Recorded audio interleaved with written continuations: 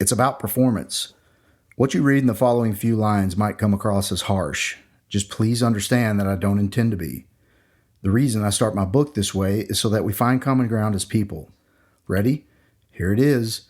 With love, no one really cares about what you've been through.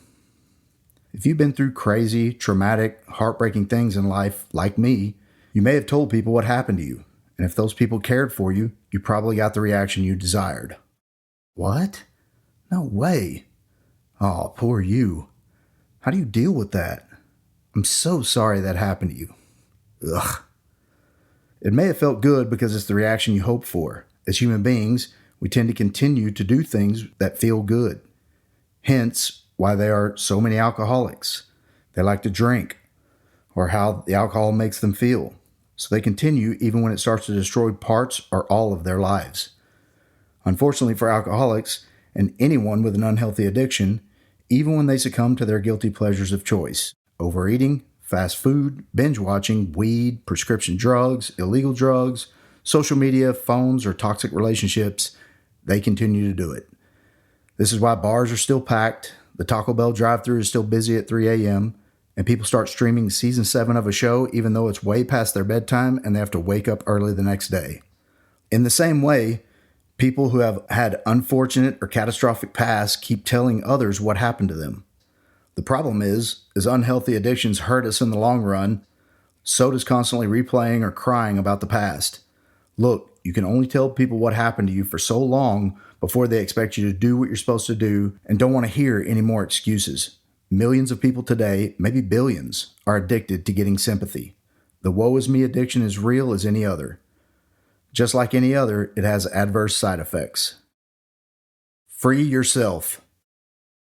I hate to break it to you, but people don't care as much as you think they do. Let me put it this way. A new bartender who was raped when she was 9 years old starts working at a swanky bar. I bring up this analogy because it's one of the worst I can think of. A man that looks like her abuser walks in and she freaks out. She starts to hyperventilate and has a full-blown panic attack. The manager and owner rush to her to find out why she has reacted that way. They understand. They tell her to rest in the manager's office or take the rest of the day off, as any decent human being, I think, would do. 3 days later, she comes to work and the same thing happens. She tells them, again, why she's reacting that way. Again, they understand. Maybe they let her go home. Again. The real world question is, how long do you think she can do that and keep her job? Suppose you're the owner or manager, and it happened 5 times out of her first 15 days of work. In that case, that's 5 times they're understaffed and had to call in other people who thought they had the day off and made other plans to come into work and help them get out of a jam. In the meantime, first-time patrons receive terrible service, so they'll never go there again. Would you let her go, or would you allow the reputation of the bar and your relationship with every other bartender to become handicapped because of what happened to your new bartender when she was 9? Too many people use their horrific past as excuses for them not to be held accountable or as accountable as others. I'm sensitive to every form of trauma you may have been through, and I'll agree that it sucks. Wait till you read my story. But the truth remains, people just don't care all that much. If you can be objectively honest, you most likely know people that have been through tough times. How often do you think about it or them? You probably love someone a great deal that went through hell. But you don't call that person every day, send Christmas and birthday presents every year. It's not that you're an insensitive asshole.